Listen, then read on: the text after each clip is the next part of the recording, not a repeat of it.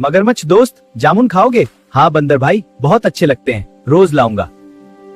प्रिय, ये जामुन तुम्हारे लिए लाया हूँ। जो बंदर रोज इतने मीठे जामुन खाता है, मुझे उसका दिल चाहिए। मगरमच्छ पहले तो घबरा गया, लेकिन पत्नी के जिद करने पर वह बंदर को धोखे से नदी पार ले जाने लगा।